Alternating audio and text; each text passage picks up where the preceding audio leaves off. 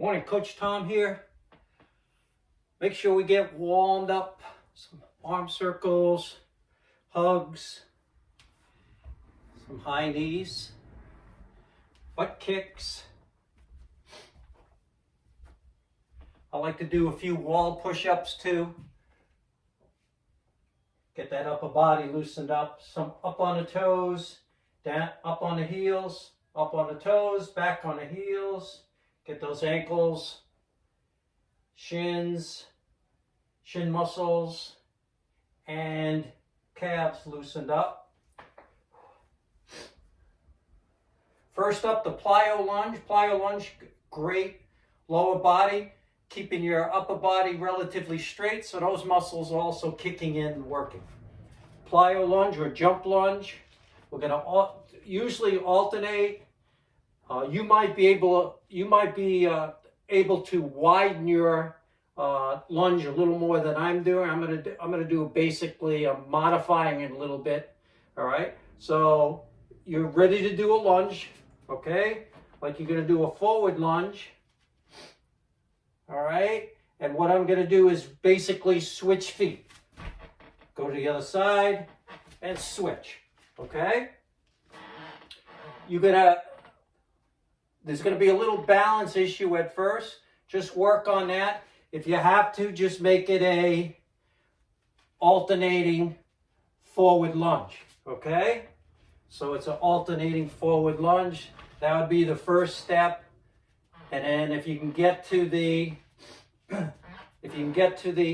alternating jump, go for it. All right? Good.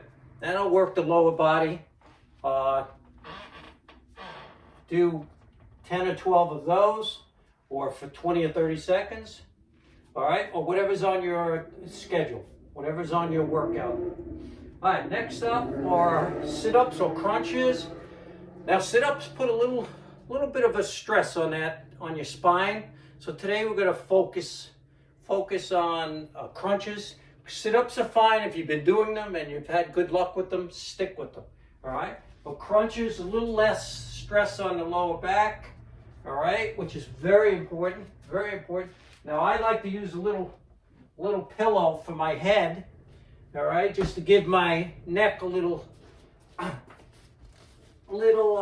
cushion there. Okay, you can use a yoga block. All right, feet flat on the floor, fingers and hands behind your ears, all right. And what I want to do is just move up using your ab muscles, that midsection, okay? Use them to get you up without straining your neck. So it's just a lift right there, all right? So I would do 10 or 12 of these, okay? Elbows back. You notice I'm not coming all the way up. That's where the little bit of stress on your lower back takes place. Okay? If this is giving you some problems, try maybe with your arms across your chest. All right? Just start off like that. Okay? Now, if you want to work the outside part of the abs, the obliques, there's a lot of different ways to do that, but if you're doing it from a crunch position, I like to put an ankle over my knee, the opposite knee, and then what I do is bring the elbow up towards the opposite knee, just a little bit. All right, you don't have to pull on your neck, and that's working a little more of the obliques, the outside part of the abs. All right, then you would switch after 10 or 12 or whatever. Make sure this hand is flat, helping you with a little balance. And then you can go from there, okay?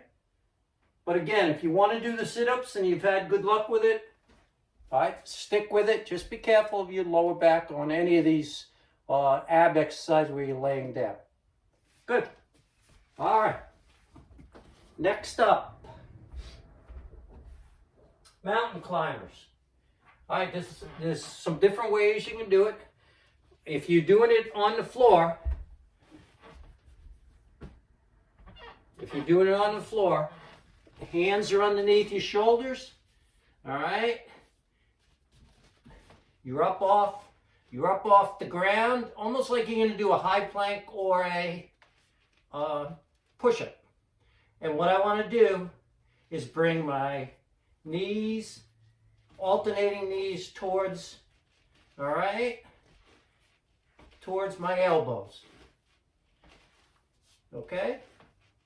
Now sometimes you'll see people do it in that position. They'll look like they're running on the ground. You can do that also, all right? It's a little harder, but the main thing is to start to work those hips, the midsection, legs, all right? Bringing it forward, back relatively straight. Now if you have to modify that, I like to modify it using a bench maybe. Today we can probably use, let's see if we can use the couch. All right, we'll give it a little more height right here. Actually, we're going to move here so I have some traction. So you would be here, all right, and then move your knees towards, all right, and then sometimes you'll see people almost like a run. Those are going to work your midsection, your lower body, all right? So you can do it on an incline, you can do it on the floor, all right? If you're having a lot of trouble with that, basically what it is a high knees. It's almost like a high knees, so if you have to do it standing on a wall to start, that's fine too. Those would be the modifications. All right, last up. Well, not last up, my mistake. We're gonna go dumbbell curl. All right, dumbbell bicep curl. Elbows close. Now you can do this with one dumbbell, two dumbbells. You can go one at a time, alternating, or you can do two at a time. The one thing you don't want to do is start to rock. Once you start to rock, then you're not doing it correctly. Your biceps aren't getting the benefit of the exercise, so just stop and modify, okay? All right, so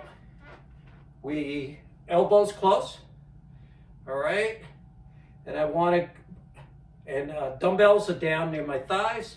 I bring it up all the way to my shoulder, a little squeeze at the top, all the way through.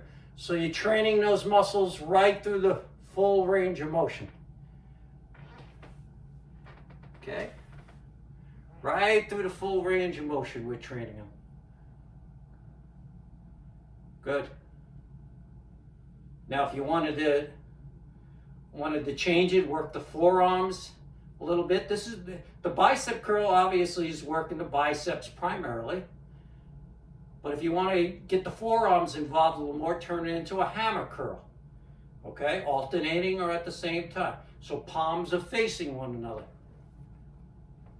All right, so this would be a hammer curl. Now what I like to do is put two exercises together. All right, now you could do the curl. If you want to get a little more shoulder and back work and midsection because your body's up nice and straight, then turn it into a bicep curl. Go through the full bicep curl. Turn those hands and up, okay? Turn those hands and up. And that would be putting two exercises into one. So it's working a few more muscle groups in that one exercise. So that's a bicep curl into an overhead press or shoulder press, okay? And again, you can do these with two dumbbells or you can do it one at a time, okay? All right, next up are planks. A lot of different ways to do planks, all right? Now planks are primarily a ab exercise or core exercise. A lot of muscle groups come into effect, all right? You probably want to do these. You'll see some people try to hold it for minutes and even longer than that. If you can do it for 15, 20, 30 seconds at a time, you're on the right track, okay? And there's a little less chance of it bothering your lower back especially. All right, so high plank would be like we're gonna do a push-up, a regular push-up. Back straight, don't let your hips sag. All right, hands underneath, don't let your shoulders roll. That would be a high plank. A low plank is the one you usually see people do. It's a low plank or forearm plank, and it's down, elbows underneath your shoulders. Now you can move your hands a little bit. All right, experiment with your elbows too. Back nice and straight. That would be a regular plank. Don't let your hips sag. Try to hold that for whatever's in your workout or whatever you can do. If you have to come down, go to your knees. All right, now you can do either one of those actually from a modified position, which would be on your knees. All right, so here would be modified. So I'm still using my core and my abs, which are part of the core, to hold me up.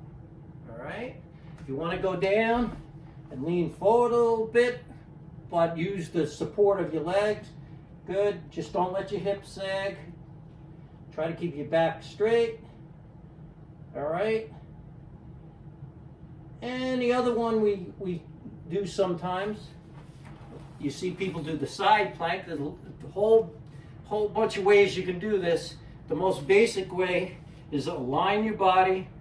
All right, some people like to split their feet, all right, and just go up on, you'll see some people do it on their hand. They'll go up on their hand. Others will go up on their elbow. Don't let your hips sag. All right, here you can put your arm, you can put it here, and then you would do that for a certain amount of time, then roll over. Now there's a lot of things you can add to the planks to make it a little more functional training. We won't get into that today, but those are the basic ways to do planks, which is a very good exercise for your core, your abs. All right, and it's as long as you don't sag those hips, it's not going to bother your back, or it shouldn't. Okay. All right. Have fun with your workout this week, and hopefully we'll see you real soon. Thank you.